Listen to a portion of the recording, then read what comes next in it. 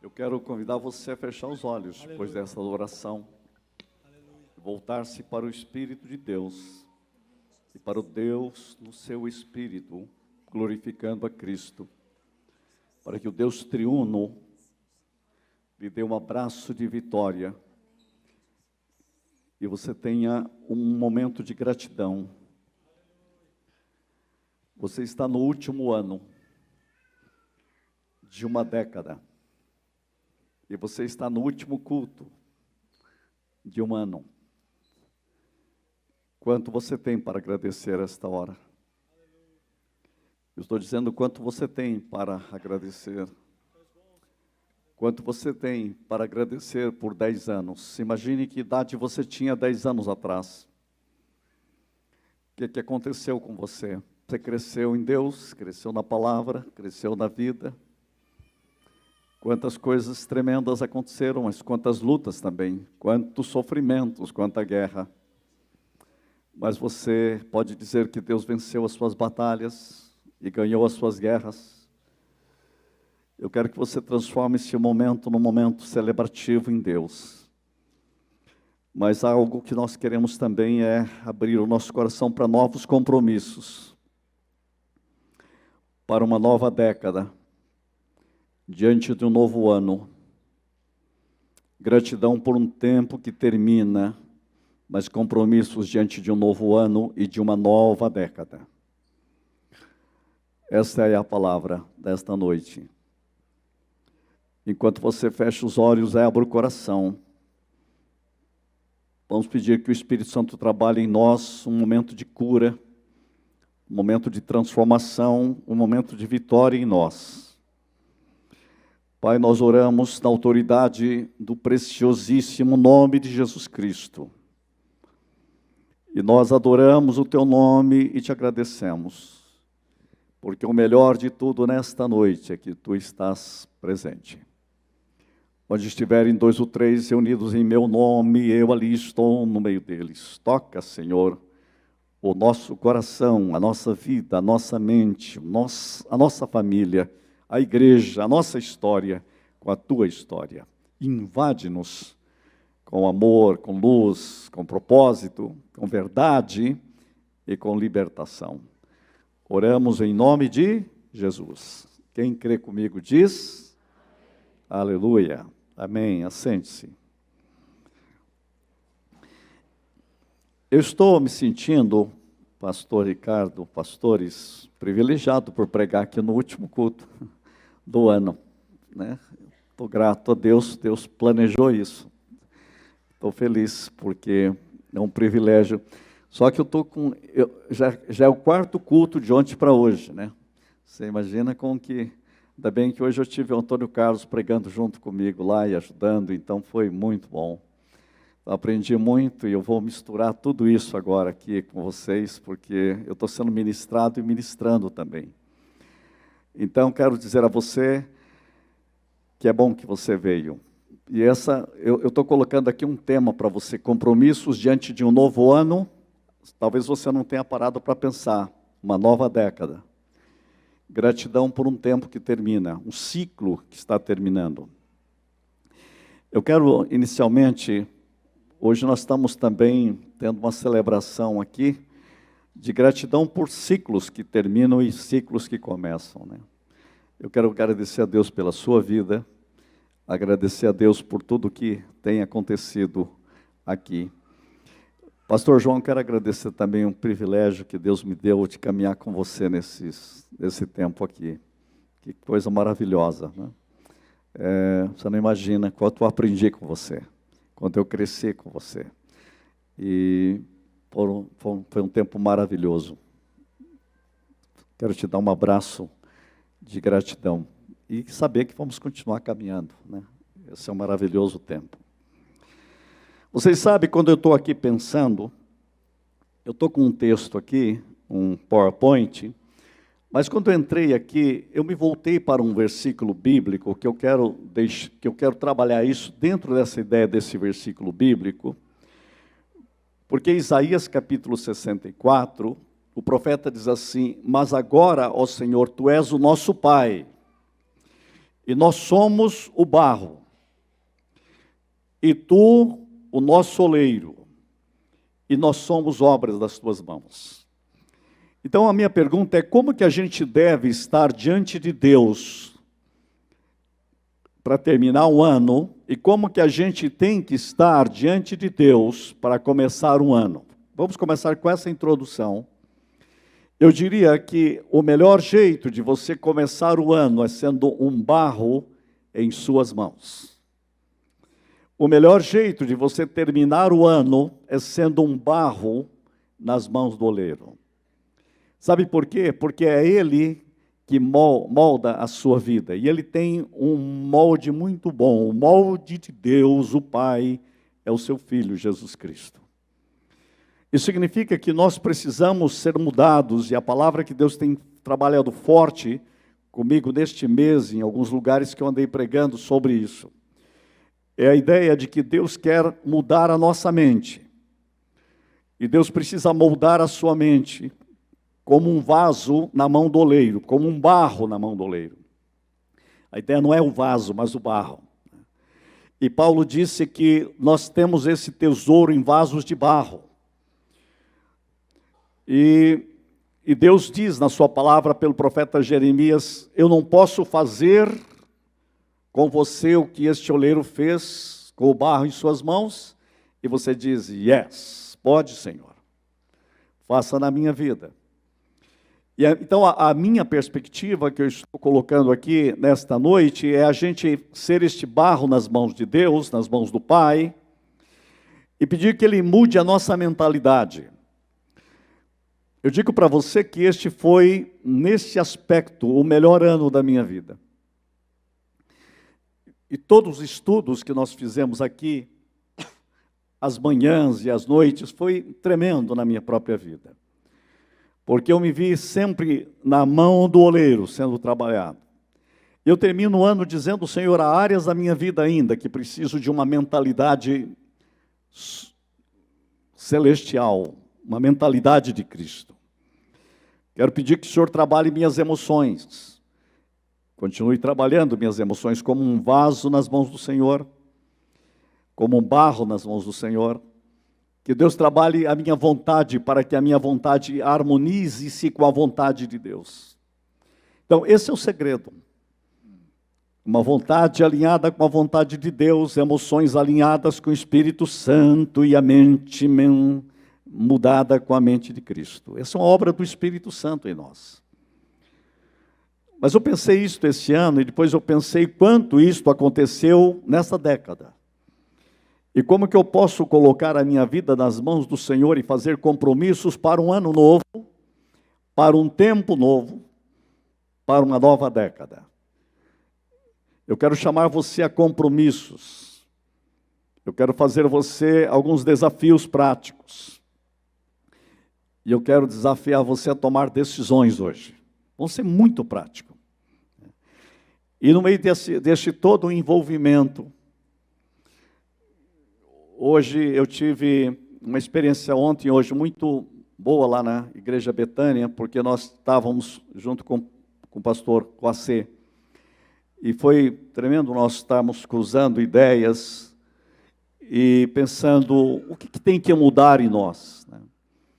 E aí eu pedi para ele alguns dos pontos que ele colocou e eu fiz aqui uma mistura com tudo isso que eu queria falar hoje sobre esse vaso nas mãos do Senhor. E eu quero ser muito prático e dizer que é isso aqui que eu gostaria de convidar vocês. Compromissos diante de um novo ano. Gratidão por um tempo que termina. Então, me deixe ser bem prático hoje aqui para vocês pensarem. Eu quero convidar você para ler um texto ali, não apareceu. Depois você vai ver o texto, abre Oséias capítulo 6, abre aí capítulo 6 de Oséias na sua Bíblia, se você quiser. Mas principalmente o texto de Oséias, no capítulo 6, no versículo 6.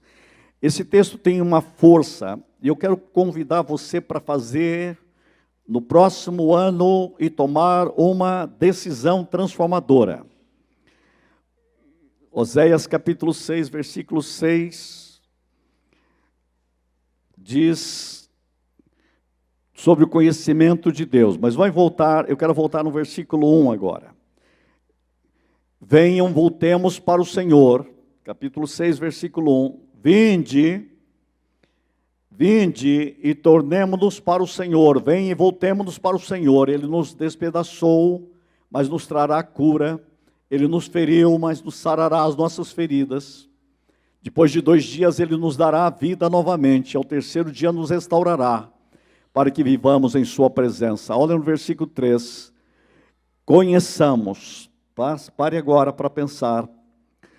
Eu quero dizer que o maior desafio que você precisa para o próximo ano e a próxima década é conhecer mais de Deus. Grave esse ponto, conhecer mais de Deus. Você tem muito para agradecer, mas agora é a hora de dizer, eu preciso conhecer mais de Deus.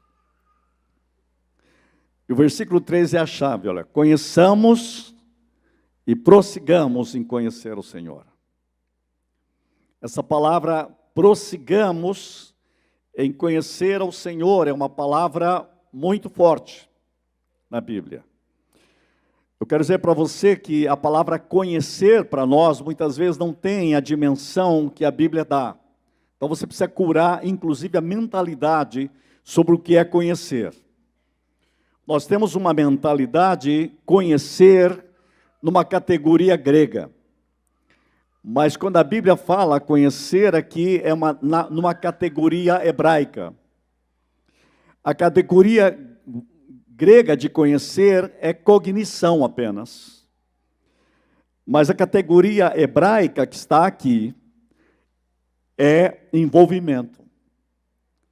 Conhecer é uma realidade constitutiva da vida cristã, da vida em Deus, e nós precisamos compreender este conhecer desde a perspectiva bíblica. Não é apenas um assentamento de ideias, mas é um envolvimento com toda a estrutura da vida. Por isso, quando a Bíblia diz conheçamos, e o profeta muitas vezes fala contra o seu próprio povo, dizendo, vocês não me conhecem. O profeta Isaías, por exemplo, é tão forte, tão duro, que ele chega ao ponto de dizer assim, até o burro conhece o dono da manjedoura, e vocês não me conhecem. Tem gente que conhece a Deus por ouvir falar, mas não é um conhecer que está aqui. A Bíblia diz, conhecer, prossigamos em conhecer o Senhor, como a alva, sua vinda é certa, e Ele descerá sobre nós como a chuva serôdia que rega a terra. Conheçamos e prossigamos. Interessante, quando você vai no original dessa palavra, gente, eu estou dizendo para vocês que prosseguir, biblicamente, significa perseguir intensamente. Prosseguir significa perseguir de perto. Esse é o sentido da palavra prosseguir também. Conhecer é envolvimento pleno. E prosseguir significa que não pode parar nunca. Se você não prosseguir, você corre o risco de uma vida cristã frustrada e frustrante. Prosseguir em conhecer a Deus é prosseguir em intimidade com Deus. Deixa eu dizer uma outra palavra para melhorar isso na sua cabeça. Prosseguir é ação contínua. Prosseguir em conhecer a Deus é um modo de vida. Na Bíblia, prosseguir em conhecer o Senhor significa não um evento, mas significa um hábito.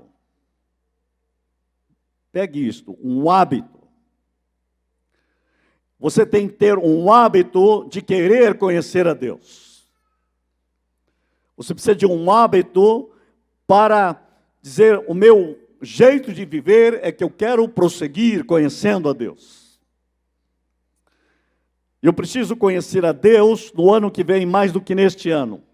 mais na próxima década do que eu conheço agora. É isso que faz de você alguém que está sob a ação do Espírito Santo.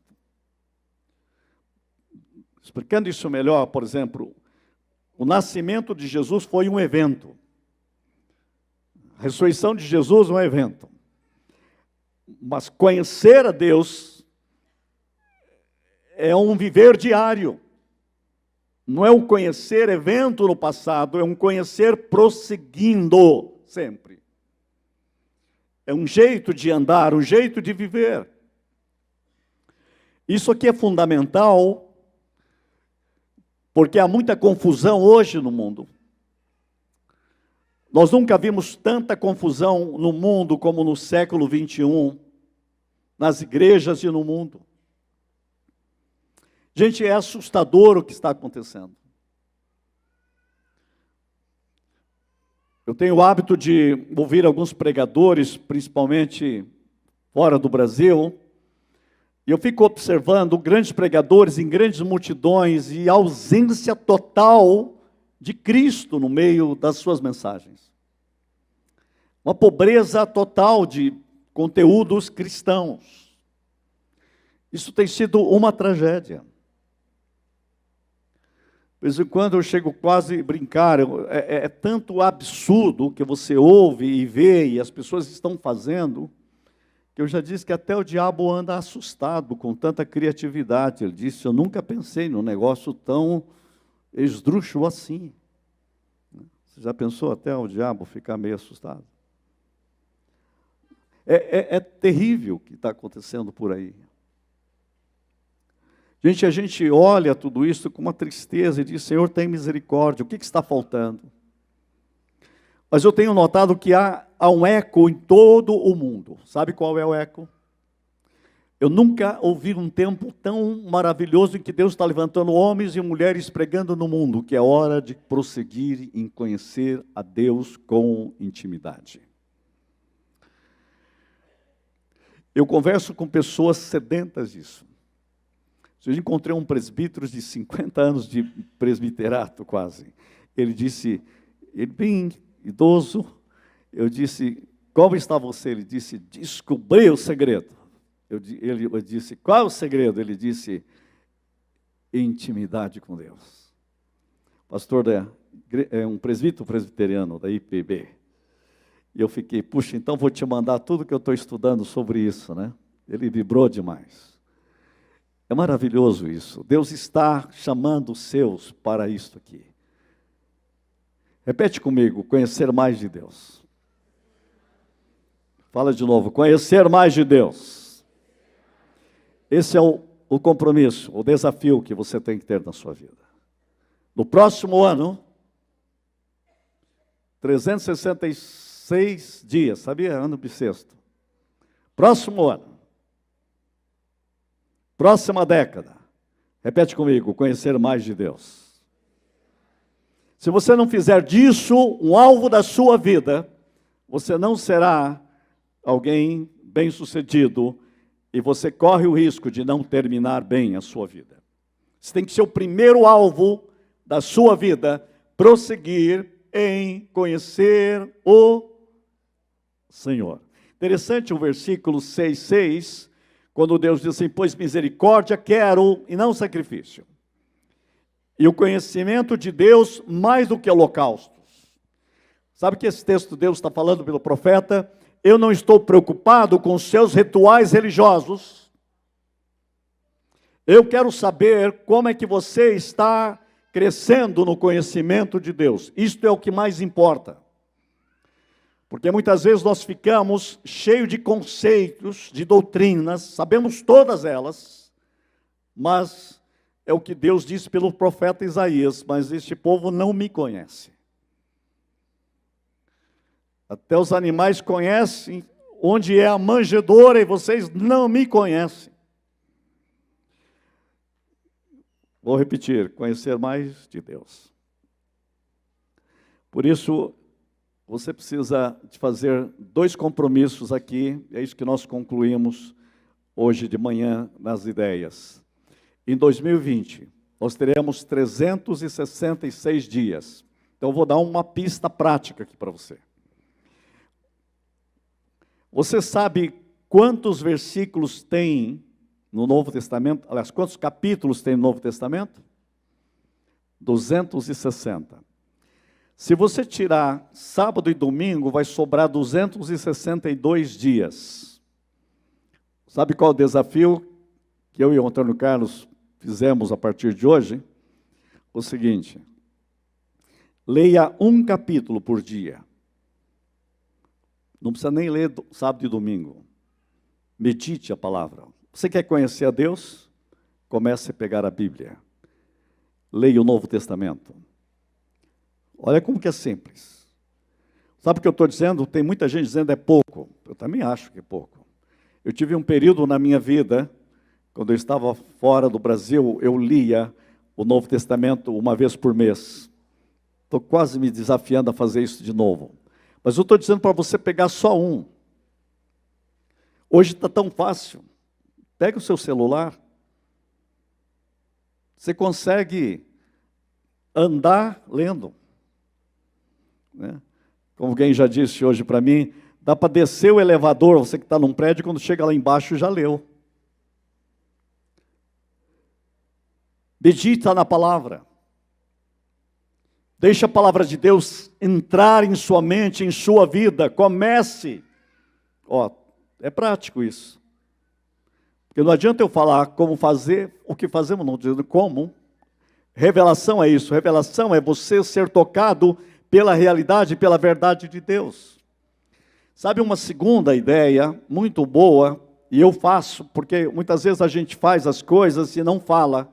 Então eu vou ser prático com você como eu quero ser prático comigo. Escolha um devocional, ore e medite. O melhor devocional que existe, na minha opinião, chama-se Tudo para Ele. E eu descobri que já tem um aplicativo do Tudo para Ele no celular. Você busca, coloca a data e já tem a data. Depois alguém pode achar aí e passar para todo mundo. Eu fiz uma devocional já o ano inteiro sobre o livro O Caminho de Stanley Jones. Eu fiz os alunos meus de espiritualidade ler e eles foram transformados para sempre. Um ano.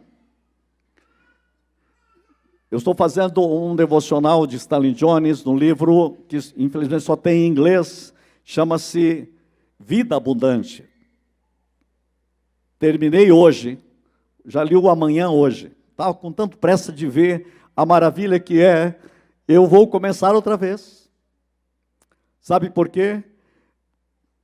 Não tem jeito melhor do que você dormir à noite, do que meditando na palavra de Deus. É isso que você tem que fazer, isso é prático. As livrarias estão cheias, pode pedir orientação dos pastores, qual que você gosta mais, o que você indica, mas você precisa crescer. Você precisa conhecer a Deus. Você precisa confiar em que há um jeito de fazer melhor do que você fez até agora. Você não pode mais depender apenas de alguns momentos, alguns eventos. Você tem que prosseguir conhecendo a Deus. Diariamente. Você tem que fazer uma revolução na sua vida neste ano e nessa década. Eu quero ver o que vai acontecer com você que fizer isto. Isso é prático. Senão nós podemos ficar ouvindo mensagem mais 50 anos e não prosseguimos, não avançamos, ficamos enroscados em nós mesmos. Por isso que tem pessoas que ficam com aquela mentalidade, passa 10 anos com a mesma mentalidade, vivendo uma vida derrotada. Sempre com os mesmos problemas, sempre com as mesmas reclamações, sempre enroscado, sempre vivendo fora e não consegue voar com o águia mais, que é o projeto de Deus para você. Então, deixa eu repetir, você precisa crescer no conhecimento de Deus. Está aqui 2 compromissos. Pode anotar. e comece dia 1º. Uma segunda ideia que nós concluímos é que nós precisamos crescer em generosidade. Gente, olha o que a Bíblia diz em Atos, capítulo 20, versículo 35. Em tudo o que fiz, mostrei a vocês que, mediante trabalho árduo, devemos ajudar os fracos. Lembrando as palavras do próprio Senhor Jesus, que disse: mais bem-aventurado é dar do que receber. Agora, vou traduzir ali, já está numa outra tradução. A maior felicidade em dar do que receber. Por que isto é fundamental e é importante? Gente, a maior descoberta do século, aliás, da última década, no mundo da psicologia, sabe o que é? É a psicologia da felicidade. Mais de 500 universidades nos Estados Unidos e agora ao redor do mundo, e a USP também abriu agora um setor de psicologia para pesquisar a felicidade humana. Já tem um doutorado em felicidade, para vocês terem uma ideia. Sabe que eles descobriram, as grandes pesquisas, e começou isso na Universidade de Harvard, é que todo ser humano busca felicidade. É claro que quem falou isso foi Aristóteles. Todo ser humano busca felicidade. Mas eles começaram a descobrir algo que o que mais gera felicidade é a generosidade. Então começou a se pesquisar a generosidade humana. Foi mais ou menos assim. A psicologia gastou muito tempo estudando os traumas mentais e psicológicos. E um grupo resolveu pesquisar e viu que em 10.000 páginas escritas naquele ano, havia apenas 2 ou 3 páginas falando sobre felicidade. Tudo era falando de problemas. Isso não dá para mudar isso. Vamos estudar como é que alguém pode ser feliz mesmo. O que a generosidade humana produz. Gente, descobriram algo incrível, que a generosidade gera um poder imunológico no corpo. Descobriram que a generosidade gera equilíbrio mental. Descobriram que a generosidade gera saúde física. Descobriram que a generosidade gera rejuvenescimento. A pessoa, quanto menos generosa, envelhece mais rápida. Quanto mais generosa, envelhece mais devagar. Aí eu já descobri o segredo, como envelhecer sem ficar velho. Agora, você sabe o segredo. Gente, isso virou, neste momento, uma ciência. E eu vou dizer, nem precisava da pesquisa, porque já está na Bíblia. A Bíblia diz que a maior felicidade em dar do que em receber. É só isso. A ciência chega onde a Bíblia começou. E o povo de Deus, em vez de praticar a Bíblia, não conhece a Bíblia, fica ouvindo um mundo de lorota por aí e não pratica a palavra de Deus. Olha o que a Bíblia diz: a maior felicidade em dar do que em receber. Você precisa mudar isso na sua vida. Gente, isso é decisão. Isto é desafio. Eu quero desafiar você a isso. Você quer uma vida diferente? Senão você vai continuar patinando igual. Então, gente, felicidade, e aqui eu vou citar Aristóteles, então, para vocês entenderem. Crescer em felicidade. Repete comigo, crescer em felicidade. Aristóteles defende que a felicidade é a maior finalidade das ações humanas, é o maior bem desejado pelos seres humanos. Olha quando ele falou isso. As pesquisas revelam que as únicas pessoas felizes são as generosas. Gente, isso é claramente hoje definido. Só as pessoas generosas são felizes. Pessoas egoístas são infelizes. Ah, não consigo achar felicidade. Então, eu quero dizer a porta onde é. Começa a ser generoso. Pratica a generosidade. Né? Olha o que eu escrevi ali, nem precisava de pesquisa, a Bíblia já disse isso. Eu vou fazer então 2 desafios para 2020. Seja solidário. Separa algo por amor para praticar a generosidade. Você tem que começar a ter metas na sua vida. Faz o que você pode fazer para praticar mais generosidade? Concretamente. Talvez você tenha que dizer, ser um fiel nos seus dízimos e ofertas, mas dizer também, eu vou fazer alguma coisa para ser mais generoso mensalmente. Eu preciso descobrir pela mesa diaconal, eu preciso descobrir o que eu posso fazer. A igreja precisa descobrir caminhos para ter generosidade, para dar chance às pessoas a serem mais generosas. Pessoas generosas são felizes e mais felizes.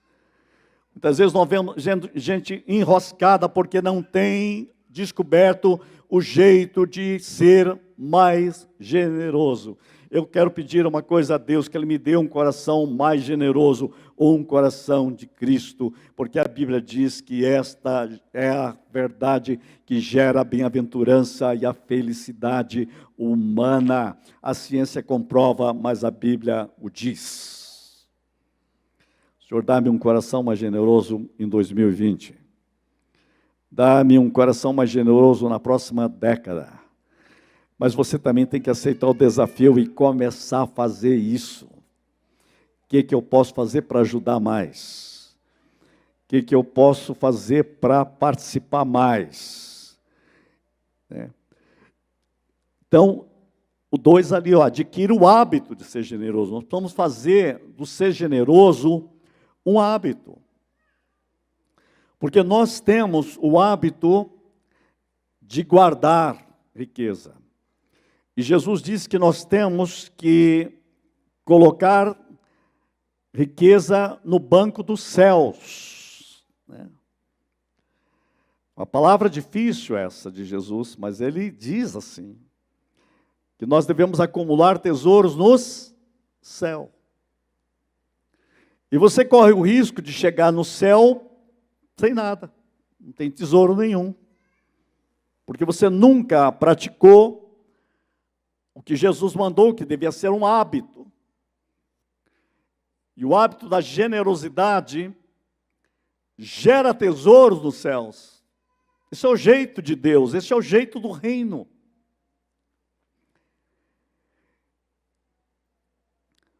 Hoje a gente ouve sociólogos, psicólogos, filósofos estão trabalhando essa ideia, olha, viva mais com menos. Elimine o supérfluo. Gente, há uma leveza na arte de viver que nós precisamos redescobrir. Eu louvo a Deus pelo que Deus está fazendo na minha própria vida. A minha vida está ficando cada vez mais leve por causa disso, porque a gente muitas vezes vai colocando um peso. Eu gosto de uma palavra que o reverendo Ricardo sempre coloca, nós precisamos ter uma leveza em Deus. Os nossos cultos, a igreja tem que ser mais leve. Gente, eu já entrei em igrejas que você sente um peso, tem pessoa que você sente assim, tem um negócio te esmagando. Para ser cristão, um negócio terrível. Aí eu me lembrei de uma mensagem do Antônio Godoy Sobrinho, há muito tempo para os jovens. Ele disse, se para você o cristianismo é um fardo, um peso, é porque o Espírito Santo ainda não transformou no fardo de Jesus, porque o dele é leve.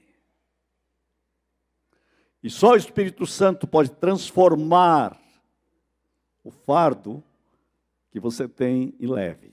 Porque o dele é leve. Ele diz, o meu é leve. E é leve não é porque não tem problema. É leve porque ele carrega. Porque ele sustenta. Gente, nós precisamos mudar a nossa mentalidade. Nós precisamos ser libertos desse negativismo. Nós precisamos entender o que Jesus disse, aprendei de mim, porque o meu fardo é leve. Senhor, eu quero aprender como fazer esse fardo da vida ficar leve.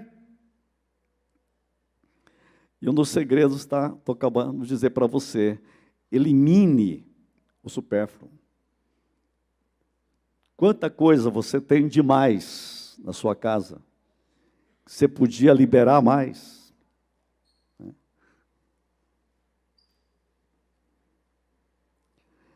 Quanta coisa você pode servir mais a Deus. Hoje eu vi o pastor Antônio Carlos, ele é bem engraçado, ele diz assim, quantas vezes você abre o guarda-roupa, e você olha para a roupa e a roupa olha para você e a roupa diz assim, você vai me levar na igreja hoje? Faz 1 ano que eu não vou.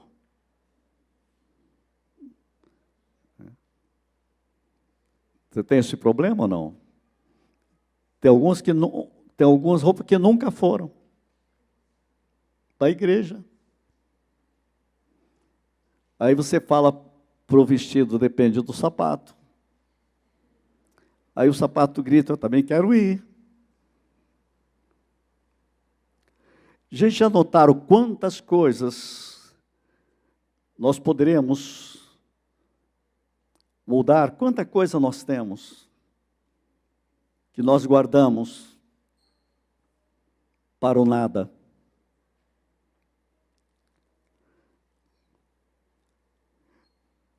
A própria igreja precisa descobrir a simplicidade do Evangelho.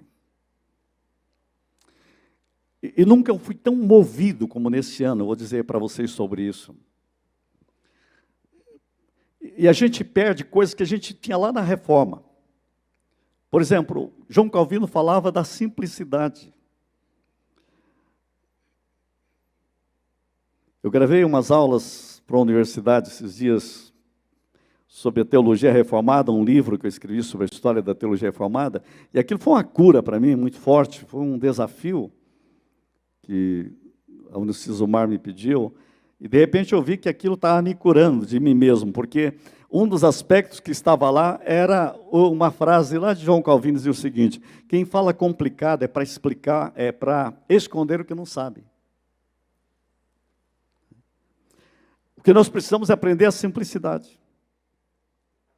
Isso me fez lembrar de Billy Graham. Billy Graham esteve em 79 no Brasil, e eu estava lá no congresso que ele falava só a pastores, e a mensagem dele tinha o seguinte título, O Poder do Evangelho Simples. Gente, nós temos que voltar a essa simplicidade, essa autenticidade do Evangelho. O Evangelho simples. A igreja precisa aprender como simplificar. Gente, a gente está complicando demais as coisas. Eu quero convidar você para o próximo ano descomplicar a sua vida. Descomplica. Simplifica. Vamos começar a simplificar a vida, simplificar a existência. Gente, a vida, eu vou dizer isso mais uma vez para você, a vida é curta demais para a gente perder tempo com aquilo que não vale a pena. Gente, nós estamos em 2020. Dá para você pensar nisso? Esses dias eram o ano 2000. Há 20 anos atrás eu estava morando na Suíça. O grande problema era que na virada do milênio ia complicar todos os computadores, ficar todo mundo preocupado com isso. Gente, foi há 20 anos, parece que foi ontem. Alguém lembra disso ou não? 20 anos. Os próximos 20 anos está ali. E você vai ficar enrolando a vida, perdendo o tempo. O planeta precisa que vivamos com menos. Simplifica. Descomplica. Comece a praticar a generosidade. Tem peso demais. Por isso que a Bíblia diz, corramos, jogando fora todo peso que tenazmente nos assedia. Tem peso demais. Peso demais, esse é o problema. Tem gente que está se arrastando na vida espiritual. É peso. Vai falar, é peso. Gente, isso não é o Evangelho. Meu desafio hoje é sério para você. 2 desafios. Adquira o hábito de se desprender daquilo que não vale a pena. E terceiro, envolva-se muito mais. Fala comigo, muito mais. Sabe com o quê? Com a Missio Dei. Missio Dei é a missão de Deus. Olha que João capítulo 20, 21, capítulo 20, 21, 22 diz. Novamente Jesus disse, paz seja com vocês. E eu coloquei bem forte para você gravar ali, ó, assim como o Pai me enviou, eu os envio, ou vos envio, depende da tradução. E com isso soprou sobre eles e disse, recebam o Espírito Santo. Nós precisamos aprender o seguinte, muitas vezes como igreja nós esquecemos que todos nós temos um chamado. Nós esquecemos muitas vezes porque a gente fala, aquele pastor ali é chamado. Ou quando eu vejo, eu vi aqui o Valdemar pregando, ele tem chamado. A gente começa a dizer que uns têm chamado e outros não têm chamado. Eu quero dizer uma coisa para vocês, todos têm chamado aqui. Todos são chamados. Você está aqui porque você foi chamado. Todos são chamados, cada um para fazer algo. Eu e você temos que compreender isto. Olha, Jesus disse, assim como o Pai me enviou, eu vos envio a vós. Agora é com vocês. E com isso ele soprou sobre eles o Espírito Santo. É o Espírito Santo que vai dar essa realidade. Então eu e você precisamos descobrir isto, irmãos. Somos um vaso de barro, mas nós temos algo a fazer.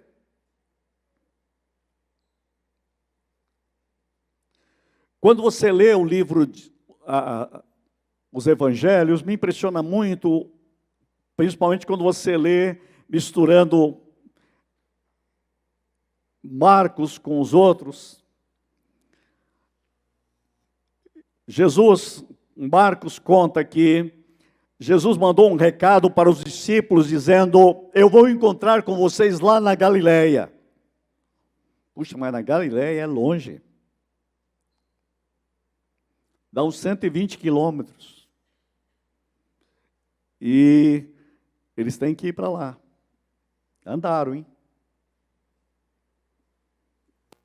Estão indo. Para Jesus não precisava andar, né? Ele fazia assim, já estava na Galileia. Já estava ressuscitado.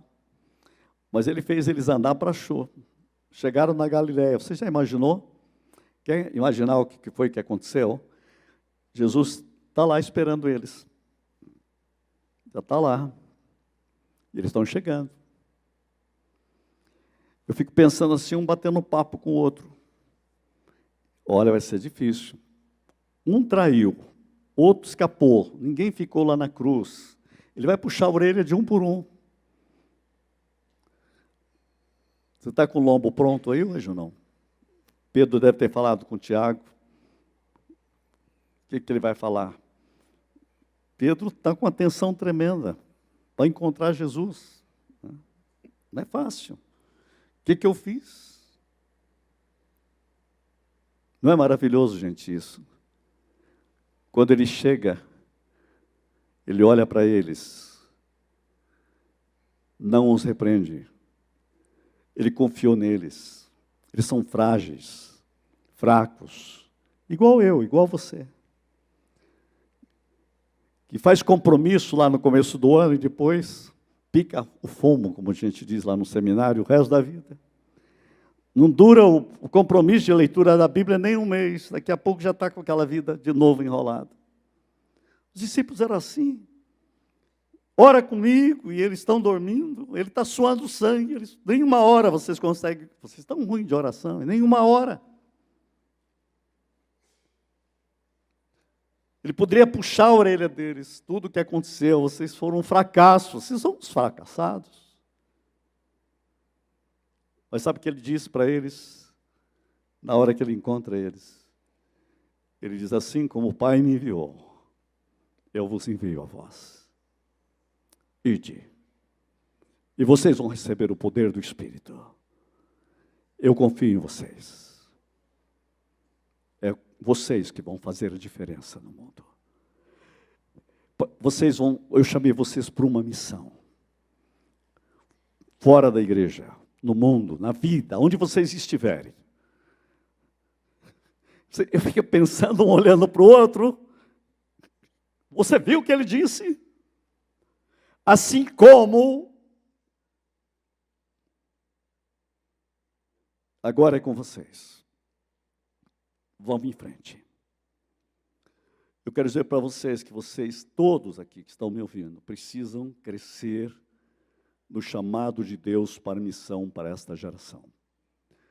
Você precisa fazer com que a próxima década seja a década de maior envolvimento que você teve em Deus e no reino de Deus.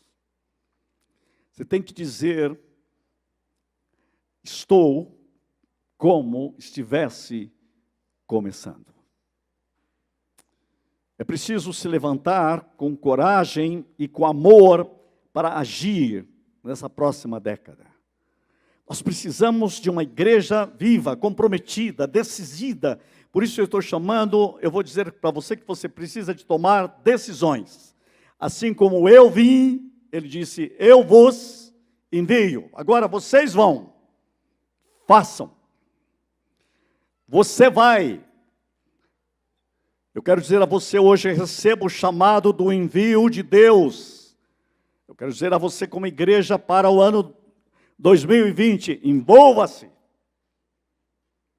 Saia daqui hoje não com peso, viu? Mas com envolva-se. Ele me chamou. Ele não colocou um peso sobre mim, ele me colocou uma missão e me deu o seu espírito para fazer isto. Ele disse: recebam o Espírito, vocês vão, é Ele que fará através de vocês. Vocês são vasos de barro. Um barrinho ruim. Eu vi como esse barro funcionou ali perto da cruz. Mas é vocês que eu escolhi. É vocês que vão receber o Espírito. É vocês que vão fazer algo. É vocês que são chamados a mudar a próxima década. E Deus conta com vocês. Sabe por quê? Porque você precisa de duas decisões para o próximo ano. Primeiro, ore. Uma nova vida de oração. Isso é prático. Comece a orar pelas pessoas com as quais você convive. Comece a orar pelas pessoas que você não convive, mas que estão te dando problema. Comece a orar pelas pessoas difíceis da sua família. Você só quer orar por alguns? Ore pelas pessoas complicadas da sua família. Ore. Hoje eu tive uma experiência maravilhosa enquanto estava no culto de manhã. O irmão disse: eu vou te contar algo sobre oração que... E aqui, eu falei para ele: valeu o ano que você acaba de falar para mim. O senhor bem, já com uma idade mais avançada, ele disse: Deus colocou um encargo no meu coração de oração. Eu tenho orado pelos descendentes daquela família que falou de Cristo para minha avó. Por causa deles, minha avó veio a Cristo e eu estou salvo. Sabe o que eu posso fazer? Eu oro pelos descendentes deles. Eu disse: irmão, vem aqui, me dá um abraço. Isso aqui valeu o ano para mim. Que coisa maravilhosa. Eu vou fazer isso também. Eu quero orar pelos descendentes daqueles que falaram de Cristo para os meus avós, lá em Minas, na década de 30. Quem sabe ninguém está orando por eles. Eu irei ao céu por causa deles. Isso é orar, gente. Isso é fazer alguma coisa que muda as coisas, mudar as decisões da sua vida em termos de oração. Deus pode te dar outros encargos.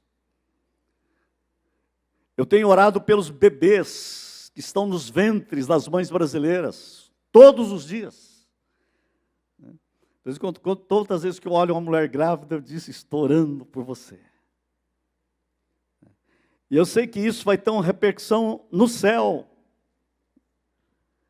Tenho uma convicção disso, vai ter uma fila dizendo, você orou por mim, eu estou aqui por causa de você.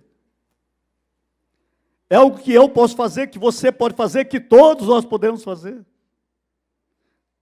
Você pode orar por aquele chefe de trabalho chata. Alguém tem algum assim ou não? Encrencado. Ore. Para de reclamar dele ou dela. Ore por ele, ore por ela. Ah, Senhor, é impossível o Senhor fazer um milagre. Por que é impossível? Tudo é possível pela oração do crente. Ore por aquele cunhado difícil. Ah, mas é um mala sem alça. Ora pela mala e pela alça. Faz alguma coisa. Aquele vizinho chato. Alguém tem algum vizinho chato? Eu. Você viu? Apareceu. Ore por aquele vizinho, aquela vizinha. Encardido. Alguns são rabugentos. Ore pelos rabugentos, você vai descobrir uma generosidade, porque eu vou dizer uma coisa, a sua oração pode não mudar ele, mas uma coisa eu garanto, a oração vai mudar você. Sempre a oração vai mudar quem ora, sempre. Deus vai mudá-lo também, pode ser que seja depois, uns 50 anos depois, você fala, puxa vida, o cara chegou no céu. Mas o que você está fazendo aqui? Alguém orou por mim, estava na lista aqui, foi você mesmo.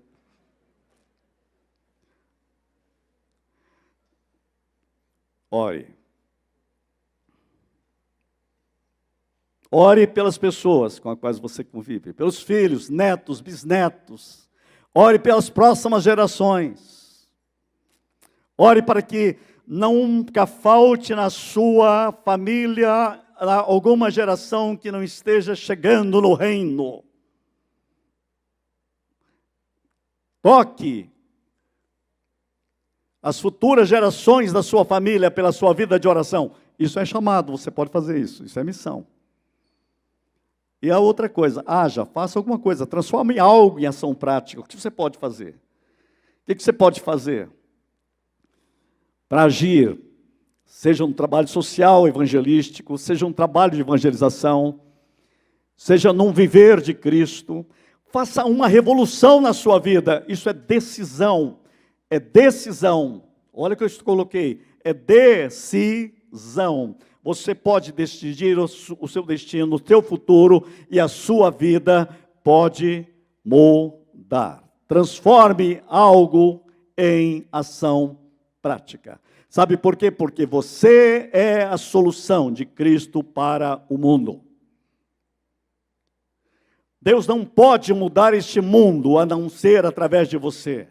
Deus não vai mudar o mundo através da política, nem da educação. Isso pode ajudar, mas quem pode mudar o mundo é Cristo. E quem tem Cristo é você. Você é uma resposta para a mudança de todas as vidas que o cercam. Feliz Ano Novo. Feliz nova década. Em nome de Jesus.